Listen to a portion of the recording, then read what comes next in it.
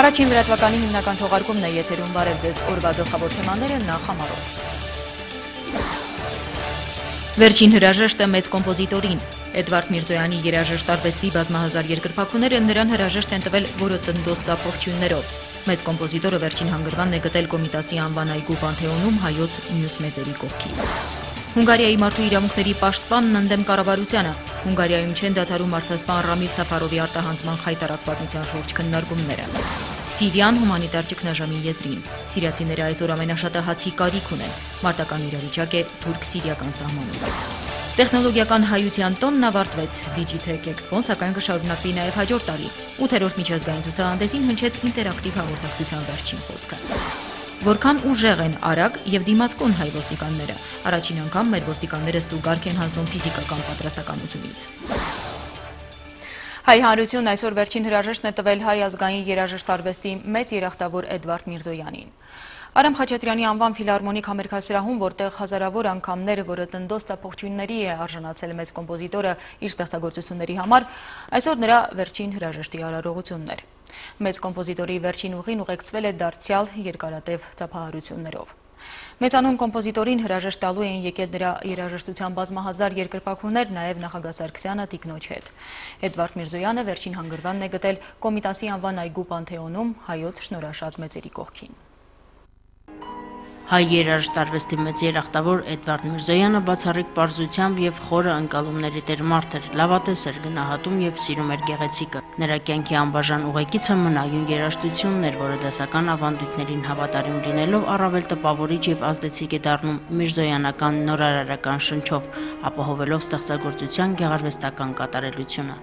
Էդվարդ Միրզոյանի բնատուր ձիրքն այն հարթակն էր, որի վրա հնարավոր եղավ դրսևորել ստեղծագործական անհատականությունը, կոմպոզիտորի ոճական ինքնատիպությունը։ Նրա ստեղծագործություններին բնորոշ է հոգեբանական երանգներ ունեցող դրամատիկ քնարերգությունը։ Էդվարդ Միրզոյանն իր կյանքի տասնամյակներն ապրել է հայ երաժշտության պատմության էջերը հարստացնելով միրզոյանական վրձնահարվածներով։ Նրա լավագույն գործերը ազգայինի ու արդիականի սինթեզ են եւ հնչում են աշխարհի տարբեր սիմֆոնիկների կատարմամբ։ Դրանք ստեղծագործություններ են, որոնք դարձել են սերունդների սեփականությունը։ Չափազանց հավատում ենք մեր վաղվան եւ այլ կերպ չի կարող լինել,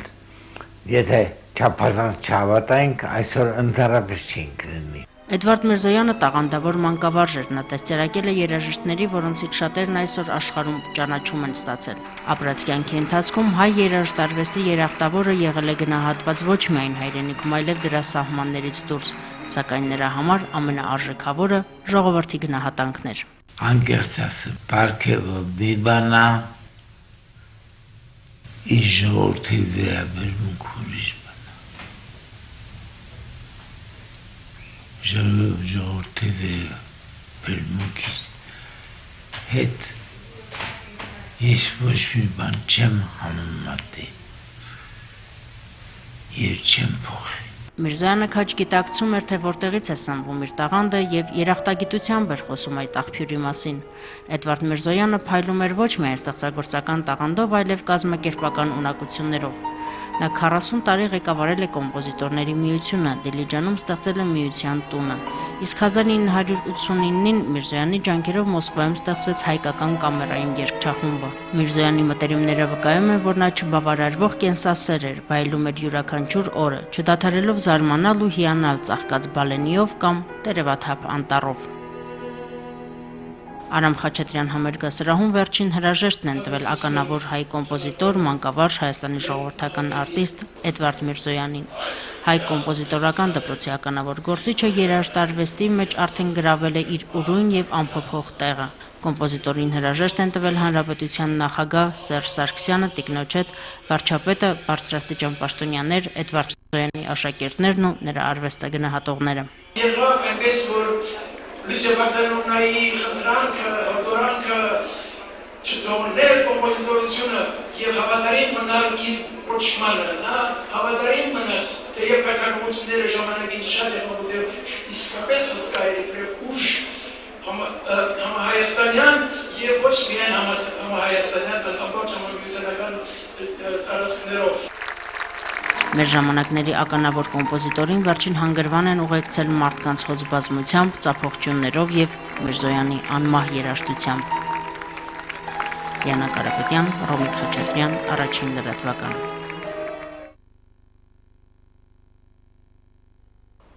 Էջմիածնի 2697-ամյակի նվիրված միջոցառումների շրջանակում հոգևոր մայրաքաղաքում աշխատանքն է սկսել ՅՈՒՆԵՍԿՕ-ի համաշխարհային ժառանգության քաղաքներ կազմակերպության ընդհանուր ժողովն ու տնօրենների խորհրդի երրորդյա նիստը, որի բացման հանդիսությանը ներկա է գտնվել հանրապետության նախագահ։ Ամենայն հայոց կաթողիկոսը իր օրհնանքի խոսքում ընդգծել է, որ պատմական քաղաքների նիստը նվիրական է, քանի որ Հայաստանի հոգևոր եւ մտավոր ծաղկունքը սկսվել է հենց Էջմիածնից։ Լինել Էջմիածնի բնակիչ ըստ վեհափար հայրապետի պատիվ եւ պատասխանատվություն է։ Հայ հոգևոր եւ մշակութային կյանքում Էջմիածինը առանձնահատուկ դեր ունի։ Այստեղ են հիմնադրվել առաջին Մեսրոպյան դպրոցը, առաջին Մատենադարանը, գրչության առաջին կենտրոնը, առաջին հայատար գրատպարանը, առաջին թղթի գործարանը։ Մշակույթի նախարարի խոսքով Էջմիածինն ինքնության հաստատման կենտրոն է սրբատեղի աշխարհասփյուր հայության համար։ Համաշխարհային ժառանգության քաղաքներ կազմակերպությանը մեր երկիրն անդամակցում է 2007 թվականից 2011-ից կառույցի իսկական անդամ է։ Հոգևոր մայրաքաղաքի տարեդարձի առթիվ եւ նրա զարգացման գործում ավանդի համար Էջմիածնի պատվավոր քաղաքազու կոչման է արժանացել ամենայն հայոց կաթողիկոսը։ Էջմիածնի բարեկամի կոչման համաշխարհային ժառանգության քաղաքներ կազմակերպության գլխավոր քարտուղար Դենիս Ռիկարդը։ Դերևս պատմական անցյալում լինելով մայրաքաղաք, երբ հայկական թագավորությունն աշխարհում առաջինը դարձավ քրիստոնեական երկիր, Էջմիածինը դեռ շարունակում է մնալ Հայաստանի հոգևոր կենտրոն։ Անհամբերությամբ եմ սպասում մայր տաճար մեր այցին, որն աշխարհում քրիստոնեական հնագույն եկեղեցիներից մեկն է։ Մեր կազմակերպությունը կազմված է համաշխարհային ժառանգության ավելի քան 250 քաղաքներից, որոնց մեջ իր տեղն ունի նաև Էջմիածինը, ինչը կարծում եմ կարևոր հանգամանք է։ Նախագահ Սարգսյանն Էջմիածնում այցելել է նաև Արցախյան ազատամարտում իրենց կյանքը նվիրաբերած հայորդիների հիշատակը հավերժացնող հուշահամալիր, հարգանքի տուրք մատուցել զոհերի հիշատակին, ծաղիկներ դրել հուշակոթողին։ Այնուհետև երկրի ղեկավարն այցելել է նաև Էջմիածնի Մակար Եկմալյանի անվան նորոգված երաժշտական դպրոց։ 1970-ականների երաժշտական հաստատության շենքային պայմանները բարելավելու ծրագիրը իրականացվել է պետական բյուջեի եւ Էջմիածնի քաղաքապետարանի համաֆինանսավորմամբ։ Վերակառուցման համար բյուջեից հատկացվել է 130 միլիոն դրամ։ Դպրոցը վերազինվել է անհրաժեշտ գույքով եւ երաժշտական գործիքներով։ Բոլոր անհրաժեշտ երաժշտական գործիքները ունենք, այսինքն անենց չկա, որ երեխա ինչ-որ մի գործիք ունենա գա ընդունվի սովորելու եւ մենք դրանից չկարողանանք ապահովել։ Հայոց հոգևոր մայրաքաղաքը ծննդյան տոնակատարությունները նշում է 3 օր ու գիշեր, տոնական բարձր տրամադրություն, երկուպար, շքեղ հրավառություն, հազարավոր բարեմաղթանքներ, նաև հյուրասիրություն, ինչպես ծննդյան բոլոր տոնակատարությունների։ Տոնը ավելի հիշարժան դարձնելու համար այստեղ նաև բեմականացրել են հայոց գրերի գյուտի հեղինակ Մեսրոպ Մաշտոցի մուտքը Սուրբ քաղաք։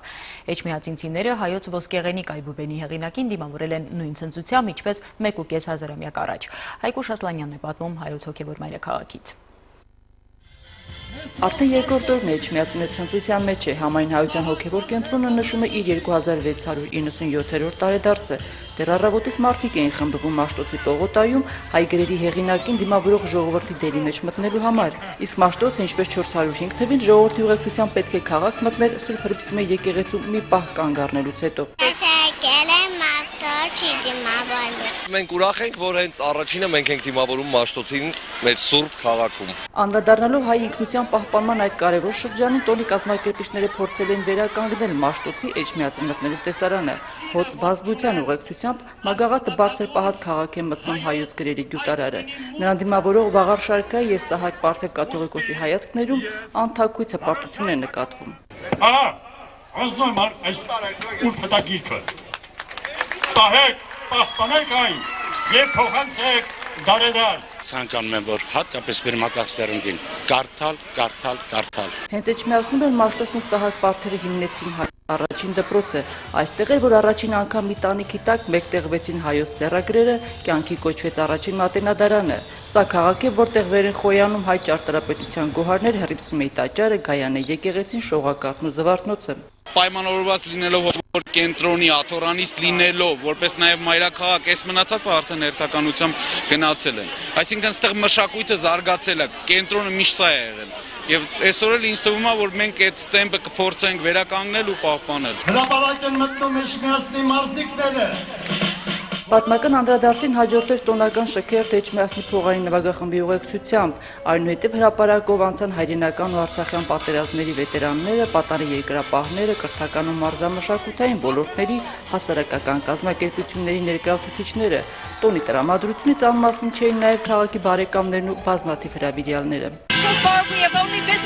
Էջմիածնի առանձնահատկությունը կայանում է նրանում, որ երբ Հայաստանն առաջինն ընդունեց քրիստոնեությունը որպես պետական կրոն, Էջմիածինը այդ ժամանակ Հայաստանի մայրաքաղաքն էր։ Ես հասցրել եմ ուսումնասիրել հայոց տառերը, թեև բոլոր ժողովուրդներն ունեն իրենց այբուբենը, բայց մեսրոպյան տառերի նմանը չկա, դրանք շատ գեղեցիկ են։ Այս քաղաքը այդքան հարուստ է, սա պետք է դիտվի որպես համաշխարհային արժեք, ոչ թե մենակ հայկական արժեք։ Եվ իհարկե այդ մի բանը, որ այստեղ գտնվում է մեր վեղապարի նստավայրը, որ այստեղ մեր առաջի եկեղեցին է, որ այստեղից է սկսվել, այսինքն մեր քրիստոնեության տարածումը, սա թե բոլոր հայերի համար, թե բոլոր կրթված մարդկանց համար շատ կարևոր նշանակություն ունեցող տեղ է։ Հազարամյակներից եկող, բայց ժամ առ ժամ երիտասարդացող քաղաքը ծփում էր գույների առատությունից, ամենուրեք երկու պարեր, ժպտացող դեմքեր, բարձր տրամադրություն ու սրտաբուխ բախտանքներ։ Շնորհավորում եմ մեր քաղաքի բնակիչներին, քաղաքի տոնի կապակցությամբ, ցանկանում եմ, որ միշտ Էջմիածինը լինի այսպես ուրախ, առույգ, զվարթ, բարձր տրամադրությամբ։ Հոգևոր կենտրոնի տոնական երրորդյա երկրորդ օրվա տոնական տրամադրությունը դեռ շարունակվում է։ Շոու բիզնեսի ներկայացուցիչների մասնակցությամբ համերգային ուրախ ծրագրով ու քաղցր հյուրասիրությամբ տոնը կշարունակվի մինչև կեսգիշեր, իսկ վերջում քաղաքի գիշերային երկինքը կլուսավորեն ակնթարթային գույնզգույն կրակները։ Հայկուշ Ասլանյան, Գևորգ Անտոնյան, Առաջին լրատվական։ Կիրակի քաղաքի օրն էր նշում նաև Գյումրին, հետևում թողնելով բազում դժվարությունները Հայաստանի երկրորդ քաղաքը վերագտնում է իր տիտղոսը։ Նոր բազմաբնակարաններով, ժամանակակից բուժ հիմնարկներով, հոգևոր մշակութային զարթոնքով, նաև կենսախինդ հումորով։ Գյումրիցիները լայն ժպիտով են թվարկում քաղաքի վերջին տարվա հաջողությունները, ֆուտբոլային եւ ոչ միայն։ Թե ովքեր են Գյումրիի նոր պատվավոր քաղաքացիները եւ իր ձեռքբերումների ունեցել քաղաքը վերջին շրջանում, Աննա Մարտիկյանն է պատմում։ Աղետի գոտուց զարգացման գոտի Գյումրի անցած ճանապարհը դժվար էր։ Տարեց-տարի կառուցվում էր քաղաքը, սակայն երկու տասնամյակը նույնիսկ անզոր էր վերականգնել այն, ինչ Գյումրին կորցրել էր 2 րոպեում։ Վերջին տարիներին քաղաքում մեծ թափ առավ բնակարանաշինությունը, առաջին շարքում 4000 անօթևանի բնակարանով ապահովելու խնդիրներ։ 2012-ին քաղաքի ձեռքբերումները դասակարգելիս առաջին տեղում բնակարանաշինությունն է։ Ամենամեծ ներդրումները կատարվել են Մուշ 2-ում, եւս 1750 նոր բնակարաններ շուտով կգտնեն իրենց տերերին։ Մի քանի օրից նոր թաղամասի բնակիչները կծանոթանան նոր հարևաններին, իսկ բարեկարգ բակերի գեղեցիկ զրուցատեղերում նորից կծնվեն նոր հումորներ ու ձևավորվեն նոր ավանդույթներ։ Այս նոր շենքերը լինելու են նույն տիպային տարբերակով, ինչպիսիք են ներկայումս հանձնման ենթակա Մուշ թաղամասի շենքերը։ Պատրաստ են նախագծերը, ընթացքի մեջ են հիմնային աշխատանքները։ Շուտով եւս 400 գյումրեցի անօթևան ընտանիքներում կվարվի լավատեսությունը վաղվա օրվա հանդեպ։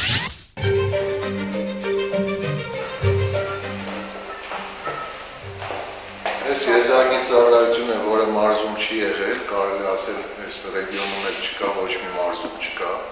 Հավելյալ գումար ժամանակ ունի արդեր։ Գյումրեցիներն, ինչպես եւ ողջ տարածաշրջանի բնակիչները, ստիպված չեն լինի վատնել մայրաքաղաք հասնելու համար։ Նույն բուժծառայությունները Գյումրիի հարմարավետ ու նորագույն սարքավորումներով հագեցած բժշկական կենտրոնում կմատուցեն Գյումրիի Սամարիթեր, Գյուլպենկյանի անվան վիրաբուժական եւ մարզային հիվանդանոցների բժիշկները։ Միայն թե դեռ մասնագիտական համապատասխան վերապատրաստում է հարկավոր։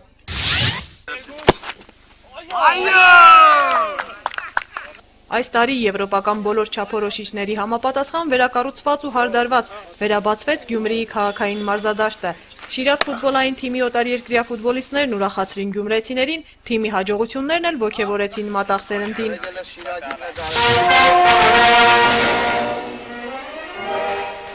Տարվա մշակութային անակնկալը Անուշ օպերայի բեմադրումն էր միայն տեղի ուժերով։ Հայկական առաջին օպերայի առաջին հնչյուններից ուղիղ 100 տարի անց կատարվեց առաջին քայլը,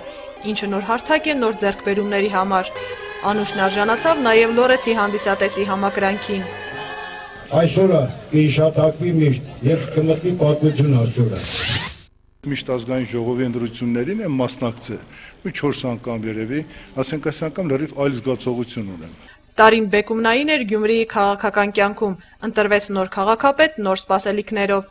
Մեր ծափարությունները մեծ են Շերամին։ Մինչև Սամվել Բալասանյանը կստանձներ իր պարտավորությունները, գործող քաղաքապետ Վարդան Ղուկասյանը կազմակերպեց իր պաշտոնավարման վերջին միջոցառումը քաղաքի օրվան նվիրված։ Մեկնարկը հոկտեմբեր կինոթատրոնում էր Գյումրի քաղաքին Հովհաննես Շիրազին ու Շերամին նվիրված գրքերի շնորհանդեսով, որոնք բաժանվեցին ժողովրդին։ Երանի նրանց, որոնք ապրում են ոչ թե անեծքի համար, այլ ապրում են օրտնանկի համար։ Գյումրիի պատվավոր քաղաքացի տիտղոսին այս տարի արժանացան սիրված օպերային երգչուհի Հասմիկ Պապյանն ու գրականության ինստիտուտի տնօրեն Ավիկ Իսահակյանը։ Տարվա երախտավորները պարգևատրվելուց հետո շտապեցին Ջուղայի խաչքարերի պուրակ, որտեղ սպասում էր Պոլոզ Նուկուչի բրոնզադույլ արձանը։ Պահը երբ որ հասունացավ, զգացի, որ կարող եմ այդ գործը ես անել ու փաստորեն ստացվեց։ 22-ամյա քանդակագործի առաջին պատասխանատու գործը իր կեցվածքով թե ինչ է ուզում ասել, ամեն մարդ թող հասկանա յուրովի, իսկ նախքան տոնական համերգի մեկնարկելը ներկաները շտապում էին իրենց խոսքն ասել հարազատ քաղաքին։ Գյումրին իմ ծննդավայրն է, իմ սիրած քաղաքը, ես ծնվել մեծացել եմ այստեղ, այնպես որ ամեն ինչ։ Հրաշալի քաղաք, ինքը հոգու քաղաք է, Գյումրին հոգի է, Գյումրին ջիգար է, Գյումրին ամեն ինչ է։ Աննա Մարտիկյան, Արտյոմ Ադամյան, Առաջին լրատվական։ Իսկ հաջորդ կիրակի հոկտեմբերի 14-ին իր տարեդարձը կտոնի Երևանը, մայրաքաղաքը պատրաստվում է Էրեբունի Երևան 2794 տոնակատարությանը։ Այն կանցկացվի «Իմ սրտի մայրաքաղաք» խորագրի ներքո։